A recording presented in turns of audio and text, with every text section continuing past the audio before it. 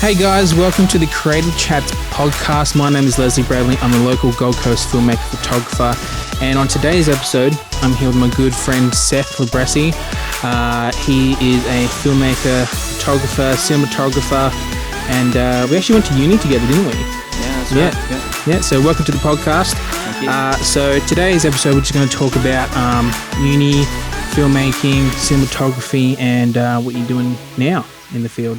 Yeah, cool. Yeah, so tell me from the very beginning, how'd you get into it? Cinematography, what made you want to get into it? Yeah, right. So well and truly before uni. Yeah. Yep. Yeah, get close to the I'll- mic. Yeah, Yeah, get in no there. personal space there. Personal space. So well and truly before uni, I used to train parkour.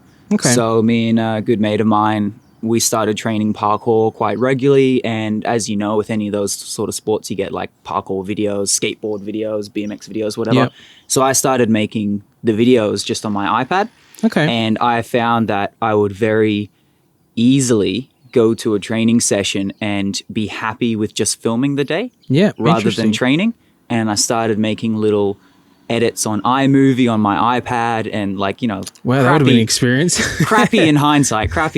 But like that was a lot of fun. So I started branching from there and researching into the world of video production and filming. So after that, even closer. Yeah, even closer, man. Alrighty. Get up like this. Oh, sexy. SMN. ASMR. Oh god. So no, I realized after that I wanted to shoot video. So with the help of my parents, I did some courses at like NIFA Australia. What's that one, sorry? NIFA, so New York Film Academy. Okay. Yeah. Okay. So I did a course at New York Film Academy while I was still in high school. And How long did that go for? that was only a week. It was an intense course, but Right. it was a week of really hands-on cinematic filmmaking, which in grade 11 I had no idea existed. Once I come out of that week, I'm like, this is what I'm doing. And what were you using? Like DSLRs, cinema, like quality, like Hollywood movie cameras? Nah, I don't even know what it was. Like back then I had no idea what it was. Even if I saw what we were using now, I wouldn't know what it was. It was it was some like old school You could attach a lens Cine to it. Handycam. Dude, I don't even know if it was a fixed lens or not. Oh. It was something it was cheap. one of I don't those. know. I don't know. New York Film Academy was just like, these are just the teenagers here for the boot camp. Just give them the cheap shit. Yeah. I don't know. But either way, it was great fun. We didn't make anything particularly fantastic. It was just more that introduction to the world of lighting, directing, Yeah. cinematography. So after that, I went full steam ahead. Got into a uni course for Bachelor of Film, which I met you on. Yeah. And then uni really steered me straight with wanting to be a cinematographer because I came into uni like, I want to be a director, Yeah. like everyone. Everyone wants to be a director. Everyone wants to be a director. But Yep. after the first year, I'm like, nah, cinematographer is where I'm at. Yep. So uni was really good. I credit uni, when people ask me how was uni, I credit it full-heartedly for steering me in the correct direction. Right. But that's where I stopped crediting it. Now, different people have different experience with uni, and I fully understand that. Yeah. So many people get so many things out of uni and others don't. I got the direction from uni, but when it came to knowledge and education, hands down, I think alternative resources are much more efficient, much Yeah. more effective, and that's what I pursued. So there was a certain point in uni where you were just going to classes and learning about shit that a YouTube video 5 minutes long would tell you. Exactly. You know, like everyone sort of has that in the back of their head, like, I'm sure this lecture could be quicker than this. But absolutely. Like they just go on about certain topics that you're like, okay, well, just give me the facts, put it into a video that I can rewatch multiple times in order to get the information. It's not across. only that, it's just the YouTube videos and filmmakers on YouTube would also be a lot more hands-on with the application of that learning. And I just really gravitated to that. Now, I'm not saying I credit my learning to YouTube. It's also a matter of going out there and actually doing it. Absolutely. And uni, I feel, can sometimes cater to that. But most of the time, there was too much paperwork to just try and get a camera out. There's too much regulation around uni equipment. You couldn't go shoot what you wanted to. It's a big sort of debate, whether to go to uni or not. I spoke a little bit about this in the first podcast with Anne, and what do you do? Like, do you go to uni, rack up all this debt? Uni can be great. You know what I mean? For some people, but like you said, it's not for everyone. You're going to have, go in there with, if you have no knowledge, I think it's a great start. But for me, like, it was networking was like the biggest thing. You know what I mean? Coming over to Queensland, I knew no one. So that was like one of the biggest reasons why I wanted uni. But, for you going into as a cinematographer, you had already filmed previously outside. So, Well, yeah, I had some base experience. Like, I came into uni, and where other people may have been like, oh, what's aperture, what's shutter speed, I already knew all that. Yeah. And I'm not saying like my knowledge was particularly higher than the average. I'm just saying I was at a stage in uni when I got into uni where I was itching to make films. I was already ready to make films. Like, yeah, they were crappy. Yeah. But like, I was at that stage where I just wanted to be making them because I knew the technicality behind it. And uni was a bit slow in that regard. Yeah. So why then, if you wanted to just go make films and whatnot, why did you choose uni rather than just go and make? Well, because when I signed up for uni, because I'd previously done the New York Film Academy course, and that was a taster, like, hey, this is the life you want. And I'm like, hell yeah, I want that. And, I was raised in a household where my parents are very pro-uni, pro-education. My mum's a principal. I mean, I can't really escape that whole education circuit. Good grades. So, yeah, right. So pretty early on, it was drummed into my head that the only way forward, career-wise, is higher education. Yeah. I had no clue that filmmaking was something that was much broader than just formal education. Something that you didn't need certificates for. You just needed the aptitude, you needed the motivation, and eventually the skills. But you can build that out on the field. You can make mistakes out there while you're young and learn from them. And when you're that young and you're looking to get started in filmmaking, the people you're working for or working with, you're going to do a lot of free work at that stage. So it doesn't really matter so much. I think that's if a given with filmmaking. You're going to do free work to start off with. So at that stage, when you're doing free work, if you screw up or something, who cares? The guys you're working with won't care. It's just a learning process, and you learn 10 times more out there doing it than in uni. But absolutely. In saying that, uni was still great for giving me the direction I wanted. Because that would have introduced you to a lot of new gear that I'd imagine you wouldn't have used before. Yeah. No, uni was good because they paid the big bucks for the gear you would just use casually. But like I said, I would have preferred more of a system where you could present an idea to university and be like, hey, I want to go film this. This is good for my career, my potential learning for X, Y, and Z. Yeah. Can I use the gear? That wouldn't have happened. I mean, some universities do that. And I have friends where they went to a certain university that was just like, yeah, sure, have the gear for the weekend. Would that be a part of the course, or would that be like you do your classes and then in your free time rent out the gear? Well, yes, I had to do that sneakily. Oh, some insight, eh? Well, I'm not the only one to have done it. Well, me and a few of my friends I studied with, we'd rent the gear from, by rent, I mean use the gear from Griffith. Yeah. Can I say Griffith? Yeah. I'd say Griffith. Yeah, cool. Calling you out, Griffith. Yeah, we studied at Griffith University in South Bank. I do like it. It's a good school. So well, that's what I mean. Some people get more out of it than others. I'm not saying uni's crap. It's not. I fully hands down credit my current position to having gone to uni. Yeah. It obviously fast tracks a lot of things, but doesn't fast track everything. No. Yeah. But no, like I said, we'd borrow the gear for a legitimate university project. Yeah. And then we'd piggyback off that same weekend on our own project. Nice. So that way we could get more use out of it. Get more use out of it, create more content, create things that are a little less, let's say, regulated, more fun. Like if you want to hang out of a car to get the particular shot, you'd do something like that. Shoot in the water, hang out of a helicopter. If you have the budget. If you have a budget or you have like an uncle that flies, I mean, that'd be kind of handy. Hell yeah. I wish I had that. Yeah, so no, that was that was pretty much my uni experience. And I'm actually still in uni because of that approach I took, where I cared more about the outside learning than the courses themselves. I actually slowed my education down, so I'd do half the amount of courses needed. So that way I had the time to go out there and earn money through my filmmaking, get onto bigger, better experiences. Because normally the course goes for 3 years. Yeah, and normally this is your 4th year? Yeah, so the course is a 3-year course. I'm now in my 4th year, finishing off just one more subject. And that's because in the 2nd and 3rd year of uni, like I mentioned earlier, I realized that I had more value and potential learning from outside of uni. Yep. So I dropped the amount of courses I did per semester to allow me the freedom to go do that other stuff. And Interesting. I full-heartedly back that decision. So it was a good decision you made? Good decision. Yep.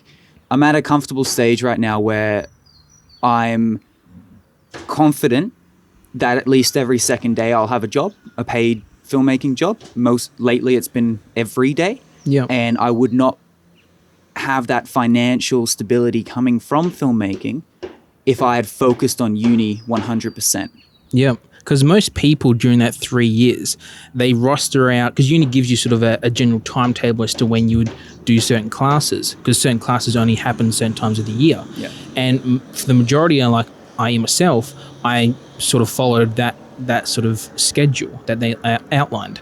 And so that would finish you at 3 years. But if you drop, say, 1 or 2 classes per semester, then you'd have to do a 4th year in order to complete some of those major courses, which is exactly what you've done. Yeah. Allowing you to film those outside projects. Yeah. Yeah, definitely. So I've liked that approach. It's obviously meant uni drags on a bit. Yeah. But look, I have the time to be able to focus on career-defining things that, gives me the network I want, gives me the financial opportunity I want. Because I stopped being a bartender back in like 1st year of uni. Right. I really wanted to just go hard and freelance. So you didn't have a job whilst at uni? Not for most of it. No, not really. Probably 2nd year of uni and half of the 3rd year, so only a year and a half ago, Yep. I was a freelancer. I didn't have a normal job, but freelancing, holy hell, did it not pick up straight away. You are broke. You were thinking that it's going to be a great time. story. You quit your job, you're at uni, and you got to freelance, and you're saying you got nothing. It very rarely works out like some of those. Like, there's some great YouTubers out there, or filmmakers in general. They don't have to be on YouTube, but they'll have these amazing stories of like, I knew what I wanted, and I quit my job, and I just went full-time filmmaker. And look, that can happen. Yeah, no, I've actually followed a YouTube channel where they're starting a production company, and they're sending off emails and things like that. And one of the people in the studio production company thing knows someone in like a bigger company that wants some production work done. So that was sort of like their first job, and it's just like it's so easy going into it. And that brings us back to what you just said. Brings us back to that really famous saying in the industry: "It's not what you know, it's who you know." Yeah. And that's hands down true for a lot of the time. But it's also who knows you. Yes. Yeah. Yes. I remember Sue Swinburne say that. I'm like, whoa, that's actually pretty interesting, because for so long, like, you could know 20 people, but out of those 20, who's going to remember you when they need work? Mm-hmm. I'm like, wow, that's actually like kind of mind blowing in a way. You know what I mean? And sort of like twist that old saying. Mm-hmm. Talk to me a little more about working as a freelance and doing uni at the same time. Yeah. Yeah, so I probably stopped working as a bartender, so like general normal work. I probably stopped that just entering year 2. And it was a bit of a hard stop because I was already at the time, I was really insistent to myself on, you should quit, you should become a freelancer, you should start getting paid for the skills you have, you should start making this work. You thought 3 years was probably too much. Yeah, definitely. I wanted to be earning money through my craft well and truly before I finished uni, because my mindset from the very start, like even going into uni, I knew this. if I did not finish uni and at the same time be able to leverage my skills financially, have the contacts I need, and have developed the professional network to be able to sustain me financially, then I've failed uni. Yeah. I think that was a big criteria for me. I needed to finish uni strong, already in the industry. I did not want to be one of the stereotypical, like 3 years of film school, and then you go and work at Macca's for the next 5 years while you fund your short film. Because that transitioning out of uni, because a lot of people go into uni thinking that, okay, I'm going to, as soon as I finish uni, I'm going to get all these jobs and things like that coming in. I'm going to go work on Hollywood films, blah, blah, blah. But it doesn't happen. No, that doesn't happen unless you make that happen before you finish uni. Yeah. That's the thing I didn't want to be doing. A lot of people will be like, okay, 3 years of uni, I'll study my ass off for 3 years, and there's nothing wrong with that. Not at all. Yeah, no, absolutely. But the delusion is that a lot of people will be like, I'll study my ass off for 3 years, and then I'll look for work. No. No. You have to do that simultaneously. Oh, yeah. You are at the bottom of the food chain the second you finish uni. If you go into someone's office, you find a contact, you email a director, you email someone, and you're like, hey, I just finished film school. I'm fresh out. I got A+ all time. I would love to get some experience on your shoot. They'd be like, okay, what else have you worked on? What experience do you have? What experience do you have? I don't care what grade you got. What experience do you have? And you'll say, oh, well, nothing. Yeah. I did a uni short film. They don't care. No. And look, it's easier to get experience while you're still studying because you don't carry that stigma in other people's eyes of they're a recent film school graduate. No. And they don't have experience. But if you're still studying, they're going to commend you on like balancing that experience / study. And they're going to be like, yeah, if you're still studying, come on, get the experience. But the second you've graduated, you need something behind you to back you. Yeah, that's a weird thing to like, you bring up an important point. It's like, there's like a difference between studying and having graduated when going out, you know what I mean? Like, because whilst you're studying, people are more than willing to help you gain experience and exposure and things like that. But once you've graduated, it's like, well, you know, I think there's a little bit fight or flight at that stage. Yeah, a bit of expectation that they have to pay you then. You know what I mean? So there's a bit of a barrier there. Yeah, I mean, I'd argue it's not so much the whole payment thing. I mean, it's not the whole thing, but like... Yeah, but that's in there. That's in there, definitely. But I think once you've graduated, you need to know your shit to at least a baseline level. Once you've graduated, you can no longer beg for people to give you work. You're saying that the people that you're reaching out to have a higher expectation of you, that you know your craft? Sometimes, maybe, yeah. I mean, look, let's flip it. Let's put it into a law degree. Yeah. If you've finished 4 years of law, you can bet your ass off an employer wants you to know your shit after you graduate. Absolutely. I think it's the same thing with film. And particularly with film, because not everyone goes to university for film. Not everyone does. You don't need to. No. But a lot of the people that will be hiring you, they might not have gone to film school. So if you've gone through the effort, the financial expenditure, and the time to actually study an official course in filmmaking, hell yeah, they expect you to know your shit. Yeah. So I think my main point I'm trying to make is that when you're in uni, do not solely rely on uni to give you your experience. Uni is fantastic for some skill line level. You need to take that and you need to ramp that shit up while you're at uni. You want to finish uni on the strongest position you can, because when you finish uni, you know who else is trying to get that job you're looking at? All 300 students. All 300 other students you just graduated with. And that's it. And like, if they took the time to go get experience out there, why the hell are you going to get the job if you didn't? And it's not just the students that are in your cohort, your year. There's the year that graduated before you again. 2-3 years that are coming after you as well. And there's the savvy people that are the year under you still getting the job. Absolutely. 2 years under you. They just entered film school. Yeah, well, they probably got the job as well, because they're taking the time and the initiative to do what they want to do outside of university. They're just saying, fuck it, let's just go do it. Yeah. You know what I mean? Literally, and that's the biggest thing. And that's also the road that you took as well. It's like you wanted to build up the experience whilst doing uni. Yeah. So that coming out of it, you'd whether that transition a little bit easier into work that you're doing now. Yeah. So speaking of that, what are you doing now? Like how did you transition out of uni to where you are now? So as I said before, I dropped a few courses in uni to do them later. Like I deferred courses. So right now I'm in my 4th year. I've got one course left. I'm finishing my last course right now. And lost track. But the point I was making was that probably at the end of 2nd year, I started putting more emphasis on finding freelance work.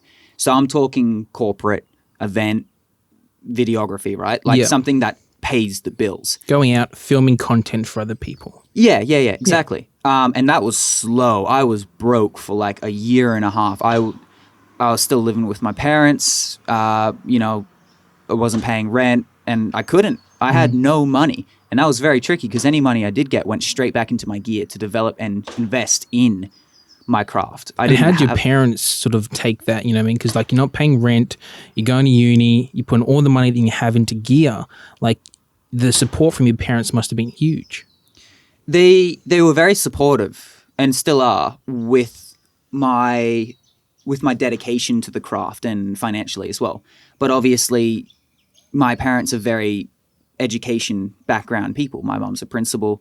They were very insistent that I don't lose track of the importance of education. So long as I finished my degree, and that's probably another reason I didn't drop out.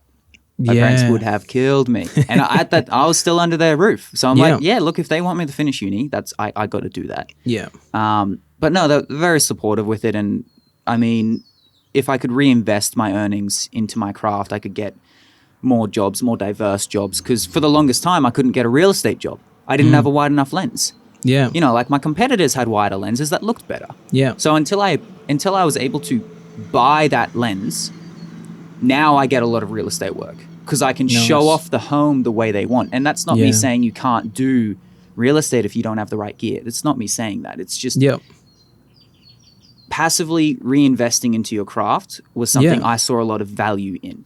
But I think like as well, like a point that we can make is that, yes, you don't need the gear to go film these sort of things.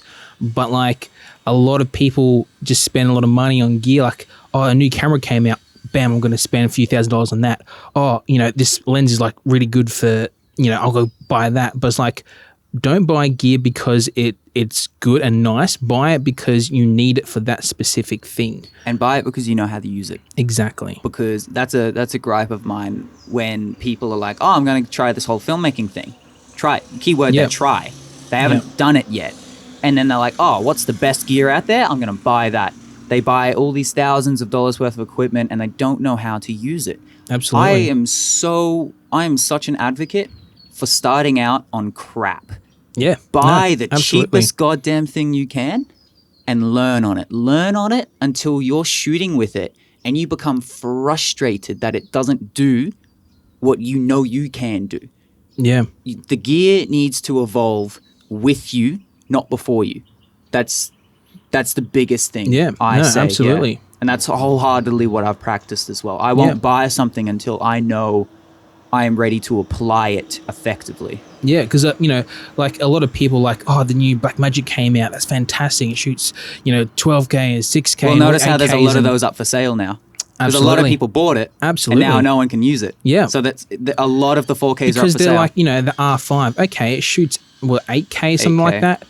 Realistically, who's going to watch in 8K? You don't need it. No. So don't buy the R5 if you don't need it. Buy it, you know, if you have the cash, a 1DX or a 5D Mark IV or 3 or something like that. You know, I'm rocking a Canon 5D Mark III. Like, it's a good camera. Like, it was good when it came out and it's still good now. You know what I mean? Like, just because time goes on, the features don't change. You know what I mean?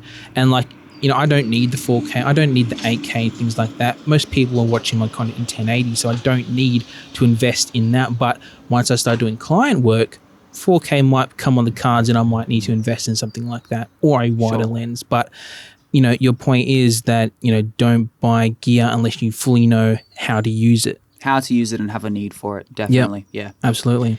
Sorry, I feel like I've sidetracked your initial question there. No, that's fine. This is a conversation flowing back and forth between friends. No, definitely, mate, definitely. But I will swing back to your original question on the balance between uni and freelance. Yeah, that was it. Yeah, absolutely. So like I said, that whole freelance transition was slow as hell for like over a year. No money, very little work, right? Just the odd thing I could grab. And that's largely due to a lack of network, right? Yep. And then after that, I was very lucky to have a mutual contact that got me in touch with a young guy that owns his own production company in Brisbane, focuses on corporate, low-level, low-budget sort of stuff, but consistency, right?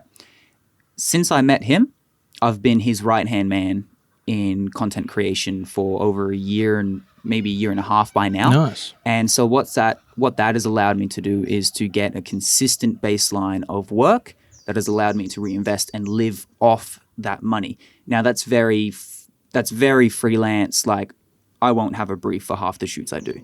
Right. Like it's just time, location, boom, you rock up, you go, you meet the client, you're like, no hey, planning, just go there. No planning. It's just like, because that kind of content, which I'm very adept at now, because obviously I've been doing it every day for the last year and a half, right, is you rock up and there's mainly just a few types of video you make.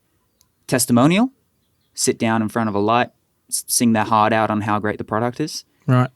A video business card, which is like a generic, who this business is, what they do, why you should buy from us with some pretty B-roll.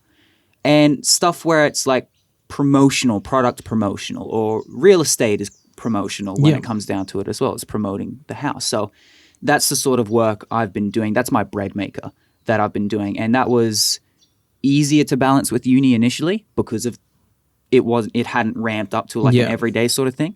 But then as that did ramp up, I did take a step back from uni and take a course off my plate or two, and then just deferred it. So I'm at the stage now where I'm working most days a week. I will have one of those corporate jobs. Yep. And I only have one course in university that I'm juggling with right now. So it's not too bad. But in saying that, time-wise is fine in juggling. It's just a matter of motivation juggling.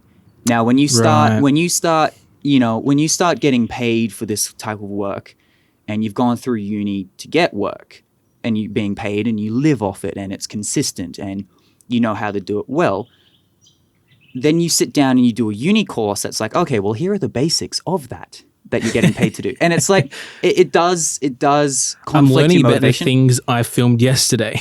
Yeah, it is. It's a bit like that. Cat and mouse sort of thing. Yeah, right. So it does destroy a bit of motivation, but you also got to keep the bigger picture in mind with finishing the university course. You know, like my parents would like me to, I'd like to do that for them. I've sunk however many dozens of thousands of dollars into student fees. Okay, sure, I might as well get a piece of parchment that says you finish. Yeah, but you don't need it. I don't need it.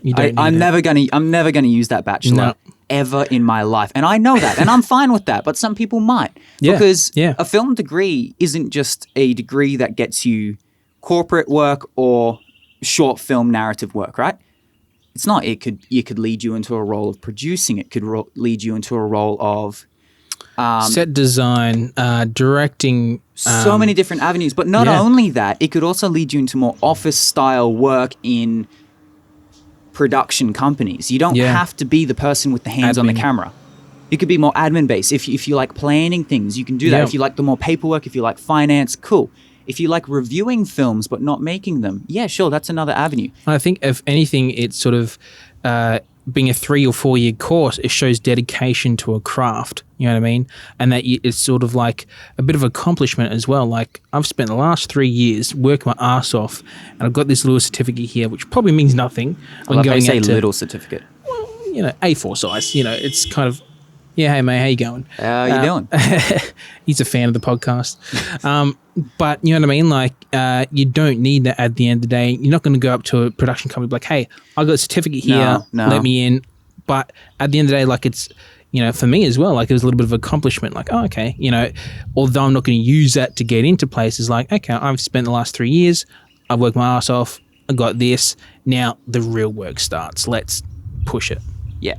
I mean, I know, and everyone keeps telling me like, oh, you want to finish, you know, you'll feel real good when you finish. But I mean, it's not going to make a difference to me. I already know that when I graduate and I get that piece of paper, I'm just going to be like, for you know what I mean? like that's the path I know, and that doesn't bother me. I'm not going to particularly celebrate when I finish uni because to me it feels like I'm not a student anymore. Yeah. I work more than I study. So You're just going to finish off the essay. I just got to finish off the send it damn off, essay. and be like, right, delete everything I've done and just in case I fail, I'll keep it. No, I'm kidding. Yeah, I'm kidding. No, but that's what I mean. Like, I will graduate, I'll finish, but at that stage, it's like, okay, nothing's changed. I'm already set. And that comes back to what I said before. I want to finish uni and be set with the network and have the work behind me and continue getting work. Yep. When I finish uni, I will have already done that. So I will have finished uni doing what I set out to do by the time I finish uni. So I'm happy with that. Nice. That was my goal. The certificate was not. Yeah. So that's the point. And that's quite interesting as well. Like you bring up goals, like, you know, going to uni, like what is your goal in doing this? You know what I mean? Like, is it to, you know, finish the course and then do work, or is it to do work, like to network with people? Like, one word was when I went into uni, I had one goal from uni and it's one word: focus. Yeah. That is it. Uni, if it gave me nothing but a focus in my career and direction, then I'm happy. That's all I wanted, because I kind of knew pretty early on that uni alone was not going to give me the skill and education I needed. I needed to go do my own stuff on top of uni. And I did do that. And so, but it gave you guidance as to where you wanted to go. It gave me guidance, direction, focus. That's what I mean. And uni did do that. Like I said, do you think you could find that outside of doing uni? Like, do you need uni to have focus and guidance? Yeah, you can definitely get focus and guidance outside of uni. Right. But, the difference is when you go to, everyone knows about university. Right. Everyone finishes high school and they're like, university is an option. Yeah. Cool. That's on the cards, right? And that will give you your focus. You just know going into it will give you that direction. Yep. Not everyone can finish high school and be like, oh, you know, my uncle is a filmmaker. I can just go have a conversation with him. My friend, one of my best friends, he's a filmmaker, or he's doing this. I can just go talk to him what he thinks. Yeah. It's very rare you can be in that knowledge mindset, because look, if you finish high school and you're at this crossroad where it's like, do I go to uni? You don't get this magical Martin Scorsese rock up at your door and be like, hey kid, these are the options you have. You don't get that. So for me, when I graduated high school, it was very much uni will give me what I want. Nice. I didn't have the whole YouTube route. I didn't have the whole knock on people's doors. I didn't know anyone else that did filmmaking. So uni was that direction and that focus for me. Nice. And wholeheartedly it did give me that. But obviously in hindsight, if I knew about the YouTube community, the filmmaker community, and I knew about the fact that you don't need a degree to do it, I probably would have sunk a bit more time into researching that. Right. But I didn't know that at the stage. Yeah. So, I mean, with social media now, like there's heaps of Facebook groups, there's heaps of Instagram accounts that you can just message you like, hey, look, I'm straight out of high school. I'm I'm testing out the waters as to where I want to head my career in. Can I just jump on set with you guys and just do whatever? Yeah, and that's really effective, because 9 times out of 10, someone that reads that post is going to be in exactly your boat. And they're going to be like, hey, you know, this is me. Do you want to like collaborate or something? That's it. And that's an option. But, you know, when I graduated high school, I didn't know about Facebook groups. To be honest, I think I just got Facebook when I graduated or something. I was a pretty late bloomer there. But so like there's lots of options. It's just a matter of what option you know. Right. And for me, uni did the trick in direction and focus. So I'm happy with that, yeah. Nice. So coming out of uni now, what are you doing now after the transition out of uni? Yep. So as I said, I'm at a stage where I'm freelancing most days a week, and that's through just corporate sort of run-of-the-mill videography. Right. Nothing I'd exactly put up for cinematography awards. Yep. But, you know, pays the bills. But on top of that, myself and my key group of creators. So I have a very close friend, director, editor, and producer. And between the four of us, we've collaborated on a lot of short films, music videos in the past. And we're like, hey, we do this together all the time anyway. Why don't we start a production company and try and get paid for this? Nice. So Nice. that's what we did. We started a production company called Pebble Film, and between the four of us, we make a really good dynamic group, because myself being a cinematographer and colorist, my friend being a director, you've got the editor, and you've got a producer. We can make whatever we can make whatever we want to, essentially, between the four of us. So we started Pebble Film, and it was pretty shitty timing because we started that in the middle of coronavirus. Yes, the pandemic going on at the moment, if you Yeah. haven't realized. But like, it was a matter of, because we had been wanting to start this production company for like a year. It was in conversation for like a year. So when the coronavirus came around, it wasn't like maybe we should wait. We've waited this long, we should wait more. But it's like, no, we want to make shit. Yeah. Let's just start it, and it's a partnership as well. It's not like we're paying monthly just to run the business. Like, there's very small costs associated with starting a partnership. So that's what we did. So yeah, it was a pretty unfortunate timing, but the approach we're now taking, because we're still fairly new, we've only been operational for about 2 months or so. Okay. The approach we're taking now is that we know our level of quality. We know what we can produce. But clients don't know that yet, because there's very little we can show them that's like, hey, this is for your product. Because we've done mostly creative works for ourselves. We haven't done many client-based, product-based content between the four of us. So what we're doing now, and the approach we're very happy with, is spec-based content. Now, for those who don't know what spec means specular. It Right. means speculative, meaning not real. So we actually, just last year, at the end of last year, I shot between my friends in Pebble Film. It wasn't actually a Pebble Film production yet because it hadn't been launched, but it was the same people I have Pebble Film with, and we made a spec commercial for Dior, the perfume company. Yep. A very big perfume company, and we pulled in all the favors we could. We put all the money aside we could, and we spent about $5,500 to make. Wow. Yeah, you were on that. I was. Leslie was on that. I was on that. Yeah. Helping out in lighting. Yeah, that's it. Yeah. So we waving the color flag around. Yeah. Well, I'll touch on that. Well, I was cinematographer for that, and we pulled $5,500 together to make a sort of like a majestic, ethereal model underwater in this flowy dress with like all these colored lights It turned moving out around. beautiful, by the way. It worked out really well. Thank you very much. Good work, guys. Good work. There's some things I'd change in hindsight, but That's always the case, though. You're creative. Like, you're always going to change things and update things. And the point of it was spec. We had never done anything to this scale before. Yeah. It was like, it looked high budget. The reason it was only $5,500, it should have been $20,000. Yeah, absolutely. If that commercial was done by someone else, it would have been $20,000 if money had to go where it had to go. But because we called in favors, we got friends like yourself who were just keen to make content like us. We didn't pay ourselves. We tried to get the lowest price we could. We went budget in some areas, but obviously still not detrimenting the quality of the film. A lot of handshakes, but also just trying to, like, use the right gear for the job instead of just overdo it. Yeah. I mean, in the lighting department, we overdid it, but fully worth it. Always, it's not the camera for me. It's the lighting. It's always the lighting. It's always the lighting. Absolutely. Spend the money on the lighting. Yeah. So that was a spec commercial. Dior did not commission that. Right. Dior has no idea it exists. Yeah. And you know what? That's okay, because that film we made, we've been able to pitch that to some of our current Pebble clients and be like, hey, like, this is the scale that we can do. And they love it. This is the quality of work that you can expect from us if you hire us. Exactly. So we've been able to use that as a pitching, bargaining chip, right? Right. So, however, it's just one big budget thing. We can't use that to pitch to lots of different paying clients. So what we're doing now is making more specs in the fashion world, the beer brewing. Interesting. Beer brewing has some really sexy commercials. So, I mean, it's a good if avenue. you get a dripping, sexy bottle of beer, yeah, it looks good. Mate, Chuck some I'd light on drink that. it. Yeah. That's it. Oh, man, any day. So we're branching. Spray bottle. Well, yeah, that's what it is. That's it. So what I'm trying to say is we're branching into specs in different industries right now. Yep. So that way, in the next few months, when we're finished all these specs, and we'll be a few $1,000s out of pocket because they're specs. Not every client is paying for the expense of it. Some are, some aren't.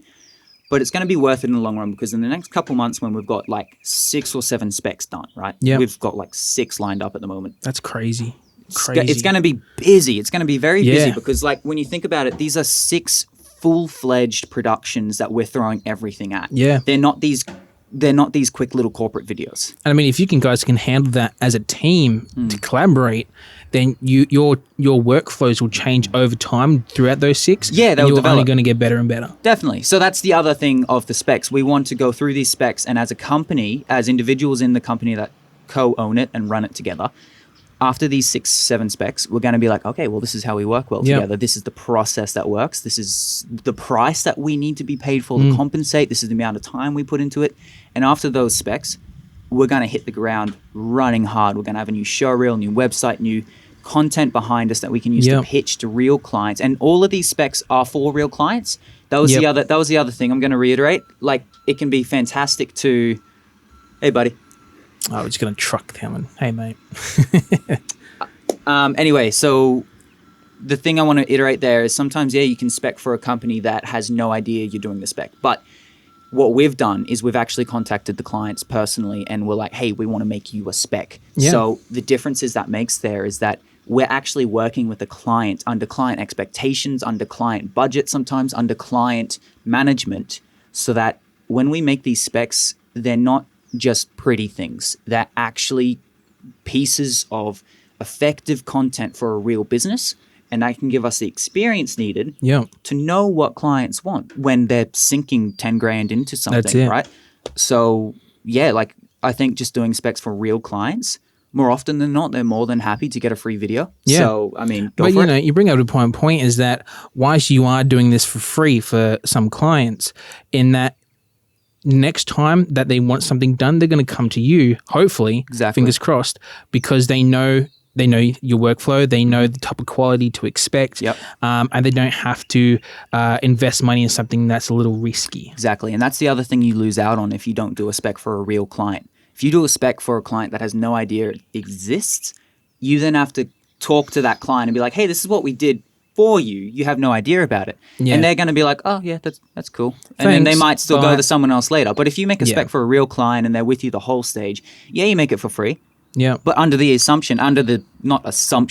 written agreement that, this is a free video, but the next ones aren't. And if they want another video because they see how damn good it is and how effective it is for their business, they come back to you. And they pay because they know what you can do. And it's business. People in business want content, want transactions that work well for the business. You don't get by in the business world by just handing out favors and receiving favors. It's a transaction of value. And if we give them a value in the form of social media fire, just something they can push everywhere for brand awareness, they financially compensate. It's a transaction. So just getting that spec done with them is just a really good position of faith in the short term that just builds over time. So hopefully we want to retain a lot of those spec clients. Create the content that you want to get paid for. Yeah, and that's partially why, because it was going to be very tricky for a new company to ask 10, 15 grand from a client. And luckily enough, we did get one of those pretty much straight out of the bat. Which was, we're all like, oh man, that was like super lucky. But like we did get a client that paid us in the ballpark of $15,000 for 2 promotional videos. Now that is what it should have cost. What we gave them is what it should have cost. And we're a company where, we're all filmmakers and we have experience freelancing and we've all done freelancing for a long time. We're now ready to take that next step and make the kind of content we want to be making. We're not making the content that is, oh, well, if they pay us this much, this is what we make. Yeah. We're going to be like, well, this is what we want to make, and this is how much it's going to cost. Yeah, so we're really ready for that. So that's where these specs can really help. Nice. So that's what we're doing at the moment. So next few months are going to be pretty busy. Yeah. After that, hopefully it's busy and financially compensated. Who knows?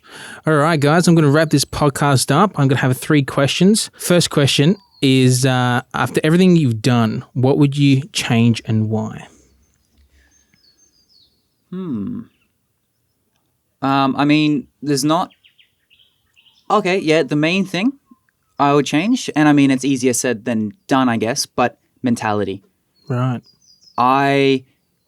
For a while, and partially credited to why I was broke for so long trying to get into freelancing, is because my head was not fully into go, go, go. It was like, wait. and then maybe get a job. Yeah. Wait. I was lazy. And sometimes I can still be lazy. Everyone gets that. But if I could change anything, it would be the mentality on, Seth, you want this? Go goddamn get it. Nice. From the start, like first year of uni, whatever, before uni. It's Going hard. go in hard, go in fast. And I'm not saying like kill yourself trying to get work. Yeah, there's a balance you're going to have. There's a balance. You always want a balance because at the end of the day, you don't live for the work, you work to live. Yes. And that's something very recently I've started practicing, I guess. So no, I'd say mentality, just really going hard with what I wanted, because at the end of the day, if you know what you want, you should go goddamn hard for it. Yeah. You shouldn't be lazy. No one's just going to give what you want a silver platter and be like, hey, you have to work. Exactly. And I get a bit of imposter syndrome sometimes, because sometimes you have situations that feels like you get handed something on a silver platter. Yeah. Sometimes it really does. Like, oh, hey, we're going to pay you $15,000 for this video out of nowhere. Because that happened. Yeah. And I'm like, wow, that just feels like I got handed that on a silver platter. Yeah. But the thing is... Are we worth that amount? Yeah, because I've worked for years before this point. Yeah. I would not have been offered that if I was lazy through uni. I would not have been offered that if I didn't have the content to prove. So, I mean, you deserve what comes to you because you got to work for it. Yeah. Yeah.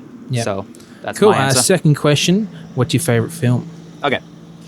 The infamous question that every filmmaker is judged upon the answer. This is where I say something like... The Departed or Seven, all great films. But I'd say one of the most pleasurable watches for me, I might give a couple answers. Yeah, just ring them off. Bam, bam, One of bam, the bam. most pleasurable watches for me would have to be one of the Kung Fu Pandas. Oh. I know that's not a very filmy response, but it's hey, a man, great look, watch if for you me. It's got enjoy great it- storytelling. If you enjoy it, by all means. Exactly. But a recent favorite film of mine that I was absolutely fell in love with, American Animals.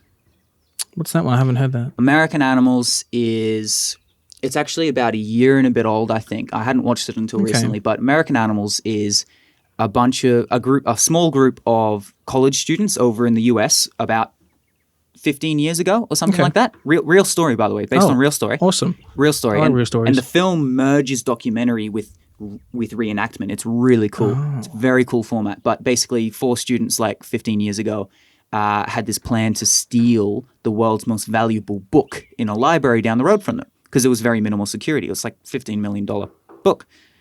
Obviously, what's that? As there is. Oh yeah, expensive book. 15 million. Obviously they fail, but that's not a plot twist because it's in the trailer. But the film is basically, when I watched it, at the end of it, I'm just like, that film looks like a bunch of filmmakers got together and they were just like, what's all the things we've ever wanted to do in a film? Like, what kind of quality do we want to do? What's the most creative transitions? What's the most creative way to go about a film? Let's just chuck it all in this film.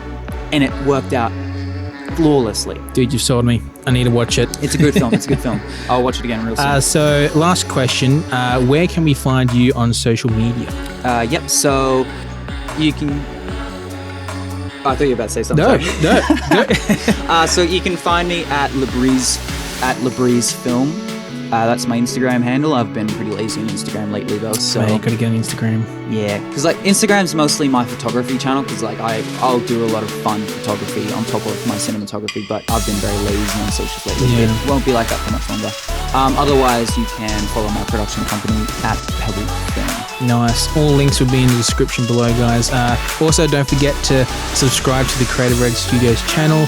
Check out creativeredstudios.com and follow this podcast on Spotify and iTunes. That's right. It's on those platforms now. Thank God. That's mighty official. That's it. It's official. It's all on there, branding and all. But thank you guys so much for listening, and I shall see you guys in the next episode. Thank you. See you. Bye.